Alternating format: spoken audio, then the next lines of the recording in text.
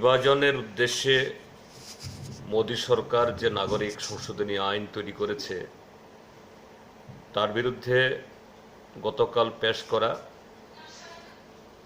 গণমুক্তি পরিষদের writ petition মাননীয় supreme court গ্রহণ করেছেন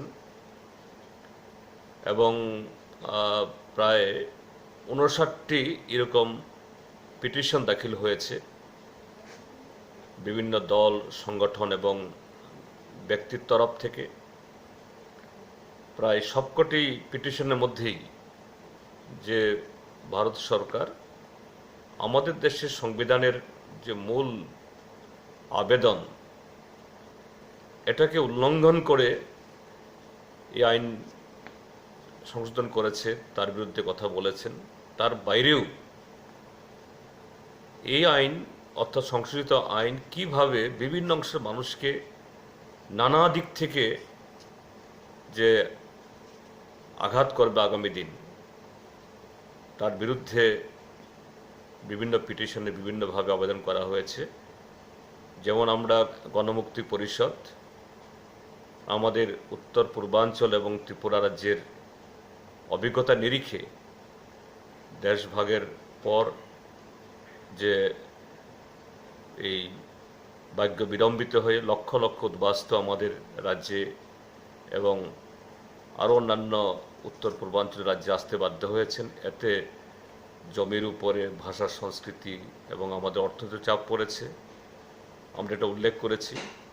আমরা বলতে চেয়েছি গত 7 দশকে বহু চড়াই উতরাই পার করে আমরা একটা স্থিতাবস্থা আমরা এসেছি, শান্তিপূর্ণভাবে আমরা বসবাস আমরা করছি। আমরা চাই এটা যাতে ডিস্টার্ব না হয়, ক্ষুণ্ণ না হয়। এই আইন যে বাংলাদেশে নতুন করে অস্থিরতা সৃষ্টির মধ্য দিয়ে আমাদের এই অঞ্চলে আরও অনুপ্রবেশের একটা সেরকম একটা অবস্থা তৈরি করবে। কাজেই এটা বন্ধ হোক।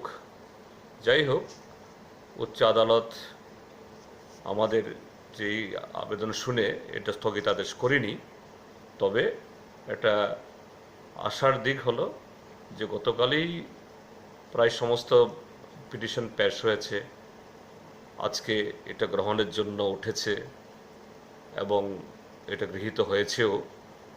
আগামী 22 তারিখে তার প্রথম শুনানি হবে। আমরা আশা করব দেশের কোটি কোটি মানুষের যে আবেদন আকুতি এবং সারা পৃথিবীতে এটা নিয়ে যে উদ্বেগ, এটা আমাদের দেশের সরকার তো শোনার তাদের ইচ্ছে নেই, বরঞ্চ তারা হিন্দু রাষ্ট্র তৈরি করার জন্য আরও আগুন লাগাতে চায়। যে উচ্চ আদালত সুপ্রিম কোর্ট তার নিশ্চয়ই শুনবেন এবং এই দেশ নতুন করে আবার আরেকটা যে আগুনে জাপ দেওয়ার অবস্থা থেকে রক্ষা পাবে আমরা আশা করি।